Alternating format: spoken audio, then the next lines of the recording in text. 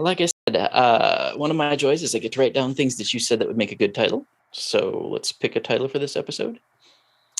Your choices are Sank Into That Story, Opening a Book and Traveling Anywhere, That Stern Old Man in Photos, I Had to Get Serious, Happy Grunt Sound, or Geez Louise. I want to offer one. Yes?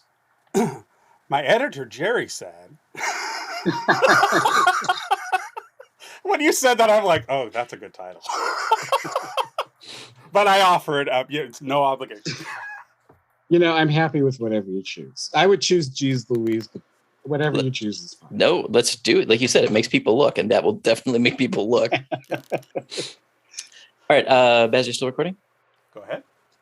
Welcome to Season 7, Episode 14, Geez Louise.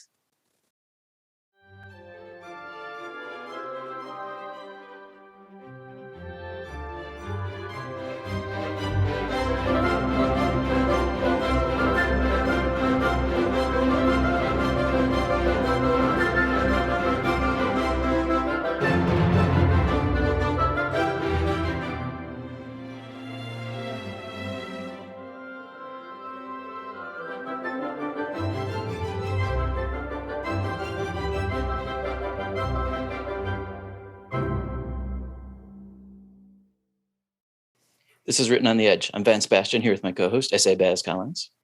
Hello. We're really glad you're here with us. My NPR voice. Our guest today is a Lambda Literary Award finalist, a 2-time Emmy Award winner, and an author. He got his start in television as a program director at the Nationality Broadcasting Network in Ohio, a job which has given him a lifetime of funny stories to share. And I do want to ask about some of those. In '94, he joined San Francisco's KQED, where he loves the environment and the dedication PBS and NPR have to the audience. You can see and hear him on air asking for support during those pledge drives. He claims they're annoying. I think they're crucial. Bud Gundy, welcome to the show. Thank you, Vance. Thank you, Baz. I'm glad to be here. Well, we're glad you were able to jump in last minute. Thank you so much. Absolutely. Yes, and before we get rolling completely, I have to share a story with you. I was born and reared, I should say. And my husband has a fit when I say, you raise corn, you rear children. But anyways, I moved from San Diego to San Francisco in '94, and it was a big election year, if I recall. And I was getting used to the vibe in San Francisco, that whole thing.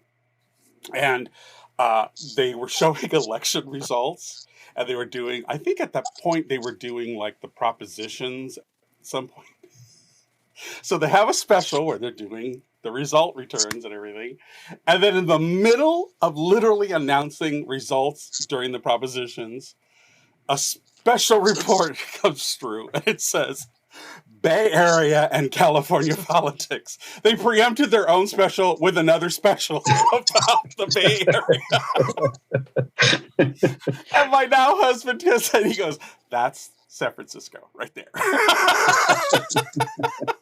But that wasn't KQED, was it? No, it was not. I think it was Cron. No. I think it was Cron. Okay, yeah, that sounds like a commercial TV thing. Yeah, but it was hysterical, I think the woman was like midstream saying the results of one of the big propositions. She just gone. Election nights were fun when I worked in commercial TV, but I'm glad I don't work in commercial TV. Yeah, I bet. So you do have a distinguished career, but we're curious as to where that fire started. When did you decide to be a creator? Well, an interesting question. I mean, I think that when I was about 10 or 11, I saw a book at the library. It was a very thick book, which used to scare me, and very plainly bound in a sort of a plain binding. But the title was When Worlds Collide, and the title really appealed to me.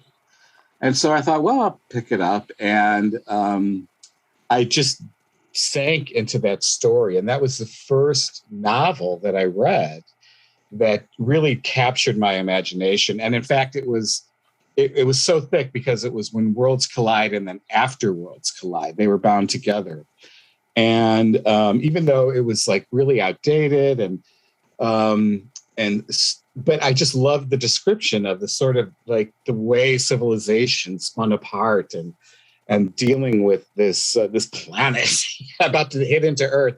And it was, that's when I think that's when I started my love of reading. I wanted to be in television for as long as I can remember. I think it was the Mary Tyler Moore Show that made me think it would be like a fun bunch of wacky coworkers. No, that's not what it's like. But well, I would have been your Rhoda. Oh, okay. All right. I would have been Sue Ann, I think. Yeah.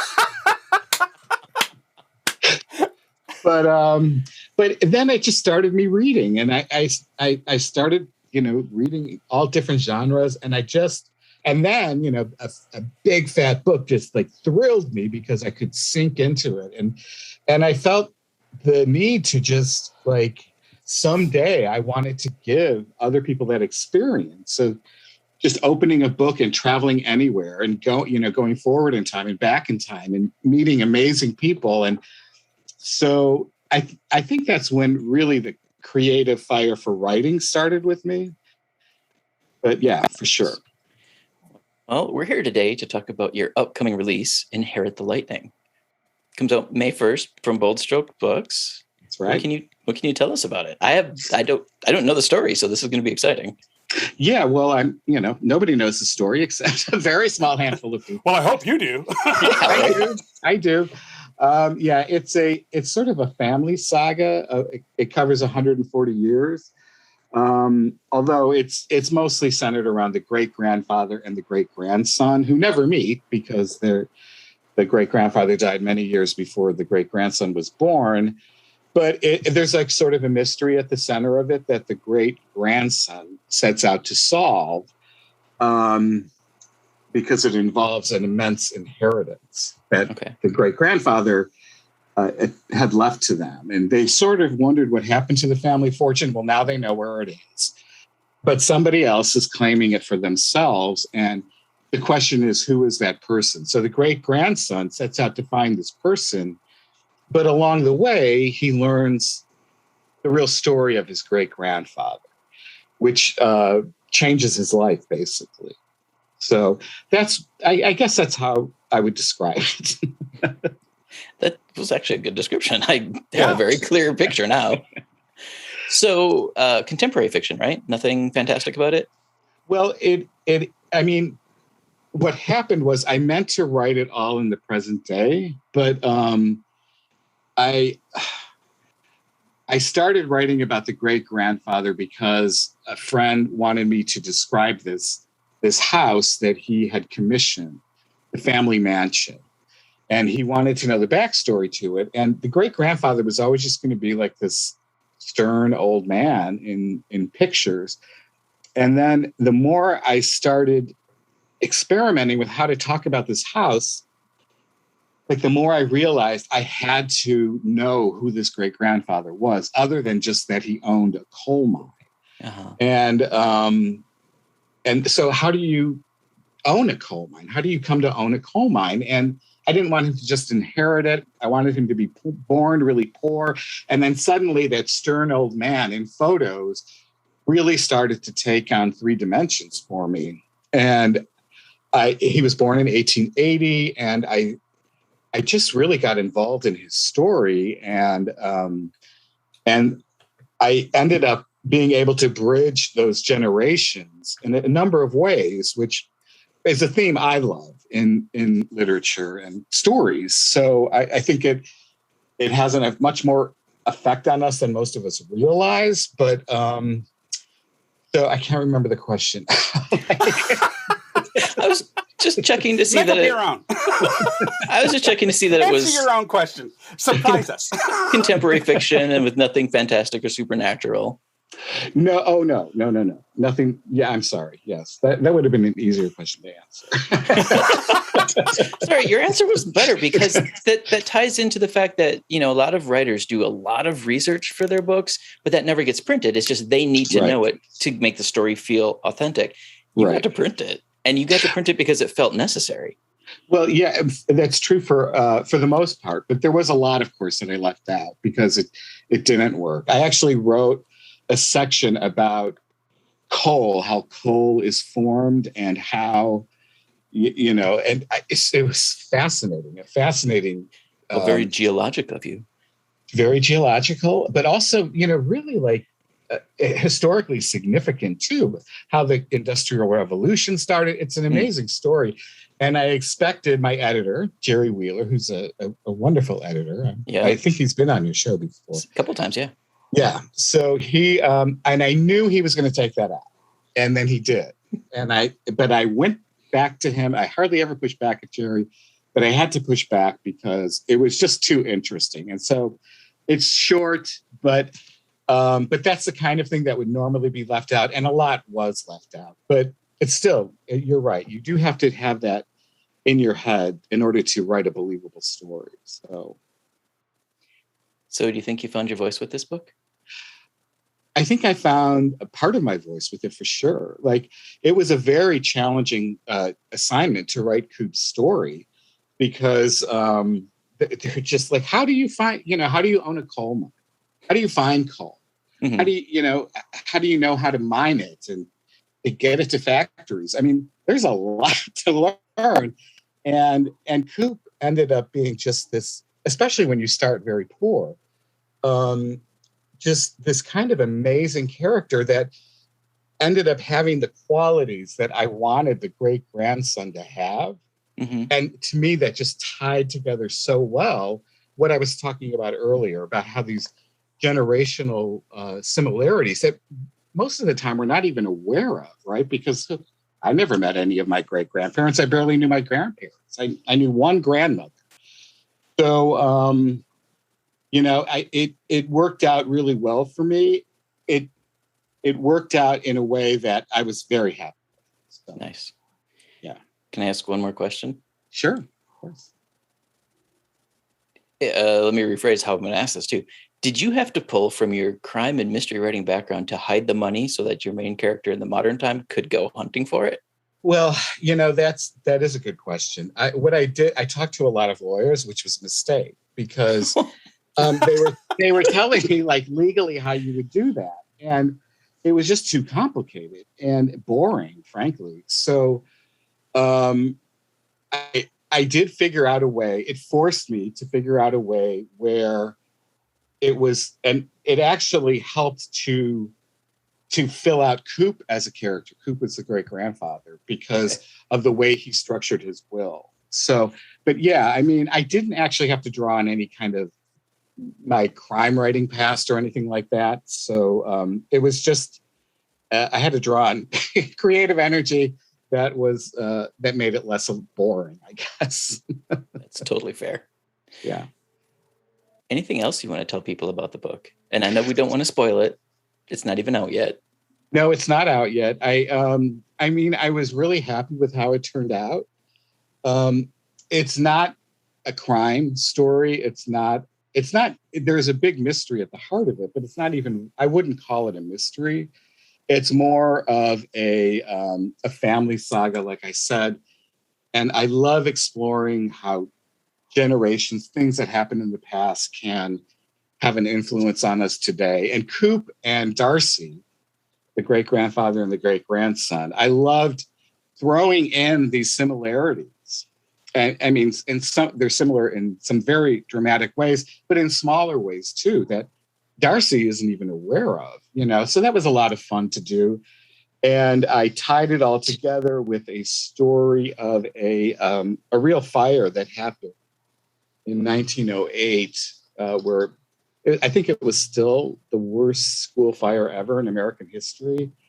But again, it was that passing down of knowledge and advice, and that helped change Darcy's life. And so I'm pretty excited about it. I hope that comes across because it was my pandemic project.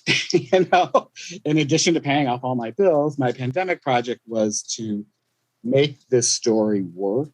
And I think I succeeded. So that's awesome. I hope so. I hope readers agree. Well, and so tying some of my questions all together, the reason I asked about finding your voice and what genre this was is because you've written now in 3 genres that I can detect. Crime, which we mentioned, urban fantasy, which was my nod towards was the supernatural, and now the mystery, not detective mystery, but the mystery that you've just written. And I'm wondering, do you feel more comfortable in one of them, or do you think you'll keep cycling through them? Try Well, something new? I think that so my first novel published through Bold Strokes Books was Somewhere Over Lorraine Road, which was a sort of a conventional mystery. And I got great reviews. Like, I had actually a little fan base for me. It was kind of amazing. But then I came out with Accidental Prophet. Now, that was the second part of sort of a loose series I was writing. I self-published a novel years ago called Elf Gift. And so Accidental Prophet was going to be the second part. I always envisioned it as a trilogy. But after the murder mystery, people were like, what is this? I just didn't understand how seriously people take genre and how devoted they feel to those genres, which is perfectly legitimate. But so I think that, what was your question? Like, will I continue exploring new genres? I think I just want to, I feel like there, of course, is a mystery at the heart of the trilogy, but it was very hard to make people interested in that story, and it confused people. So I don't know if I'll get to the third part. I think I will stick with either crime mystery or like just general fiction with mystery at the heart of it. Very cool. Because that's what keeps people reading, right? Right. I have a question for you, since you've been on the Lambda literary list, and kudos, bravo to you. Thank you. But it's one thing I've noticed, and it's not just with Lambda, it's with several, I don't want to say social media because it's not social media, but several queer media posts of how queer media tends, at least from what I've observed, tends to favor young queer authors as emerging voices, and yet I often don't see as many people from our age bracket who may be entering the writing field and is an emerging voice. But I mean, do you feel like, have you observed what I'm seeing as ageism playing out in literature world for queer voices in literature? I mean, for me, I just see a lot of youth, and I don't see some of the people who may be a debut author who's of an older generation, I mean, I understand exactly what you mean. I keep looking at those, emerging author awards and all, all of that. It's like, oh, okay, I'm going to be 59. Right. I know. Yeah, exactly. But I guess I know what you mean. I personally haven't experienced that because I'm probably not well known enough as an author to, really have a sense of that. I mean, most of the feedback I got on my work was positive, even when it was very limited feedback. Like Accidental Prophet didn't get a lot of reaction. But people want older characters. I will say that they have an idea in their head of what an older gay man is. And I think that, I understand that.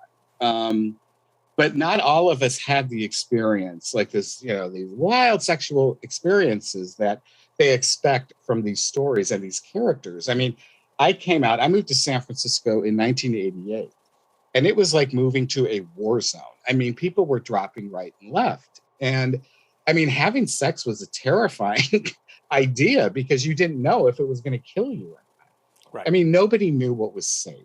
I mean, you took chances because you're young and you're horny, but all of those expectations of older characters, people did. I did get a lot of criticism for that because my characters didn't do that. But that was my experience. It was a very scary time to be a young gay man. So I would say that's where I noticed it more. Okay.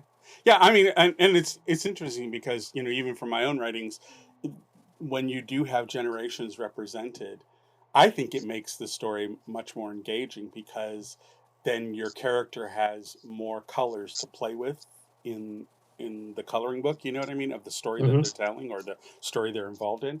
But I wonder with media being just general media, not necessarily queer media, although queer media definitely has the same kind of Peter Pan fixation.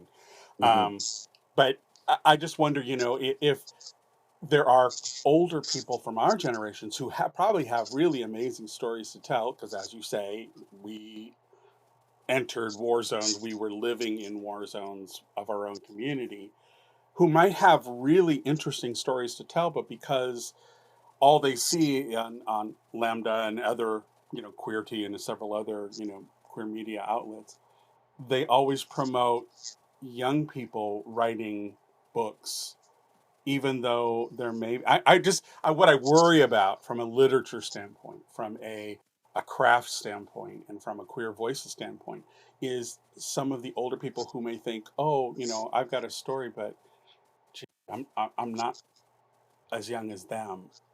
I don't know that anybody would pick up my story. And I just wonder if there's if we need to hold our queer media to a higher standard to be more open and not so ageist. And I don't know that they're doing it purposefully. I observe it every year, and I just kind of see these newsletters that come out, emerging queer artists, and blah blah blah, and it's all somebody young, and I'm thinking, I don't think that's all there is.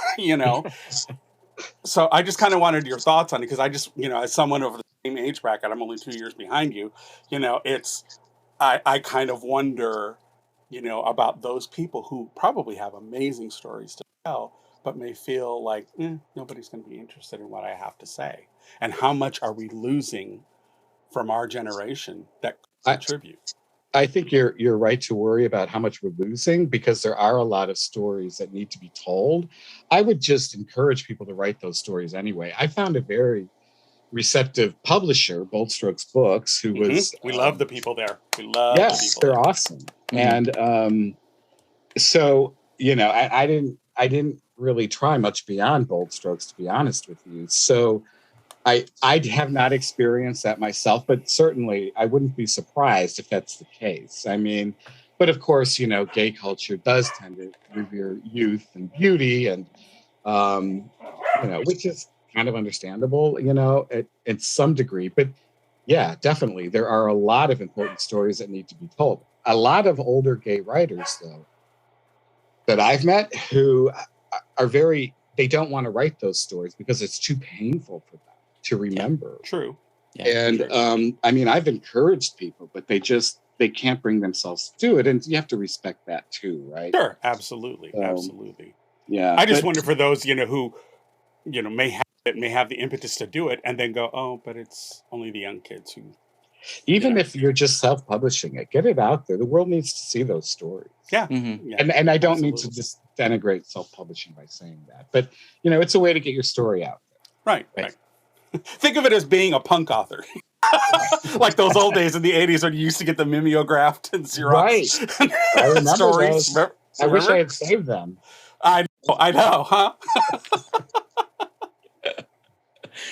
Did you find it difficult to go from crafting narratives for television and radio to writing a novel?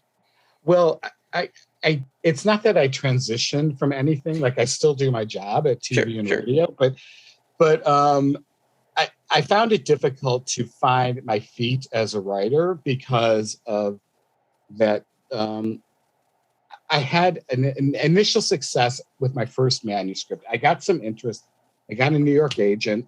Doubleday was looking at my book. They didn't pick it up.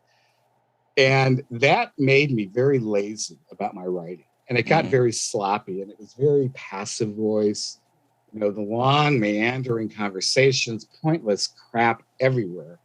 And so it really took me it was after 2 years of writing a historical novel and having my friend who edited it for me just tear it to pieces. And then I realized, like, I had to if I was going to get a book published, which is one of my life goals, I had to get serious about this, and I had to put the work in. So that really, for me, was the big change. Got it. Yeah. Okay. Excellent. So I just wanted to say one more thing about Coop. I mean, Coop, as a character, I just think he turned out incredible. And I'm really super proud of him as a character. And for somebody who was never supposed to even have a word of dialogue in the Right. story. I was kind of amazed at how well it worked out. I know that, like, I've heard people say there's no such thing as a character taking over your book. You're the one driving, but he did take over the book. So. Oh yeah. And I think it's because we give them headspace to be alive that these characters can do that. Mm-hmm. But no, I get it completely. Yeah. I'm definitely in the camp that our characters have their own voices and they will speak up. Yes, they will. All right. Anything else you want to talk about regarding your work? No, I mean, I just hope that, I hope that readers find it interesting. I thought it was really interesting to write. I hope it doesn't. I mean, I'm certainly writing for an audience, a gay audience, although I know that not everyone who reads gay literature is gay, but right. I hope it appeals to people beyond the targeted audience, but I'm definitely writing for a gay audience. So. It sounds like it has a lot of universal appeal, though. I mean, we've all have families to some degree. I mean, you were talking earlier, you hadn't met your great-grandparents. I actually met two of my great-grandmothers. Okay. got to know them before they passed on. I didn't know any great-grandfathers, but I now own 2 cookbooks from great-grandmothers. Oh, that's awesome. I have that generational history in my family. And that's what I'm saying is I think your story has that appeal for people. I hope so. I'm trying to explore those themes. It's a theme. I always end up having like these older characters and these younger characters. And sometimes they're the younger versions of themselves. But I find that kind of weaving back and forth between generations and ages in this book. Mm-hmm. Coop was born in the 19th century. And there's so much to explore there. So much. So yeah. I'm really excited by it. Awesome. All right, folks. Well, what we do here, we do because we love our artists, and we are proud to introduce you to new media by queer content creators. So if you enjoy learning about new artists, please like and subscribe so you can get alerts for new episodes. So what's up next for you? I mean, I'm assuming you're kicking off the release parties. You'd be doing a book tour. A book tour. I mean, I would love. Yeah, remember those? Book readings aren't what they used to be, right? Right. I mean, I'll probably do like a book signing for this. Do you guys both live in San Francisco? No. Okay. And I'm in San Diego back again. I'm helping my sister. Oh, okay. Mother, okay. So yeah, but I want to get back to that. You're helping your sister care for your mother? Mm-hmm. That's an interesting story. I did a little of that. You should write about that. There's a story there somewhere. And my mom is... His mother is a story in of herself. Yes. Good. She gets herself in trouble all the time. we often just call her crazy lady, and every time she does, we go, okay, come here, crazy lady, come on. And to answer your question, I'm actually in Madison, Wisconsin. So... Oh, you are? Okay. Clear across the country. Cheesehead. Who doesn't eat cheese? No, I do not eat cheese. Well, you have a great voice. So I'm not surprised you do book what do you call it? Audiobooks? Narration, yeah. Narration, yeah. But I've started on a new story, which is it's set. I've learned my mistakes writing historical fiction, but this is set in the 11th century. Ooh. It's set in a place where I feel, based on my knowledge of gay men, that probably the places where gay culture flourished in those era and for 1,000 years, basically. And it's going to be a mystery, but it's about a young kid who joins a monastery. And but there is a mystery involved, and there's tied in with the bishop trying to raise money for the First Crusade and blah, blah, blah. But anyway, I'm very excited about it. It's coming along pretty good. Nice. Yeah. Kind of along the lines of The Name of the Rose, or the one with... Well, the thing is, The Name of the Rose, I feel like that was just a false depiction of the monastic life, Mm-hmm. I mean, everyone accepts that lesbians went into cloistered convents because it was a place to be around women. Well, excuse me. Yeah. Cloistered monasteries, who was there, right? And it's really super interesting. like the letters these monks wrote to each other, and very clearly they were madly in love with each other. So, but they're, you have to it can't be my entire fantasy about life in the There were no monastery. orgy Saturdays, There may have been. Tea party Sundays, Tea dances, yeah. All right. Which social is the best place for people to follow you? I'm sorry, what was that? Which social is the best place for people to follow you to keep up with your updates? I really, thank you. I mean, I'm not crazy about social media. I think probably Facebook. Oh, okay. Good for you. I mean, I have a Twitter. I have accounts on all of those because I feel like it's important to own your name. But I very rarely tweet, and I sometimes update my author page on Facebook. Frankly, to follow me, the best place is my website, budgundy.com. Perfect. And I always answer emails, and I get some really fun emails. So it's true, folks. He does. He answered every email I sent him. Well, I love getting an email from somebody who, picked up my book at a library, in some little town in Washington State, and that kind of thing. I didn't even know they had my book there. It's kind of fun and amazing. So, oh yeah, it's fantastic. Yeah. All right. Any final words of wisdom? Oh, words of wisdom? No. No, I have no wisdom. Search for intelligent life. Yes. All right. Keep searching.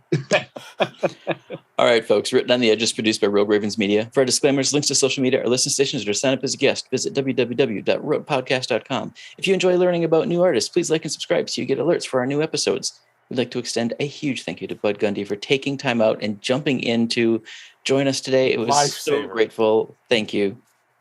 Thank you guys for having me. I'm thrilled to be here. Our pleasure. And when you're ready to announce that next book, sign up early because we want to hear about it. I will. All right, folks. Go pre-order Inherit the Lightning from Bold Strokes Books. We talked about it at length. We even dropped a spoiler. Thank you, Bud, for that. Breaking news. Breaking news. Then share the book with people who may not be gay, but who would definitely love the intergenerational mystery. And we'll talk to you all again soon. Bye-bye.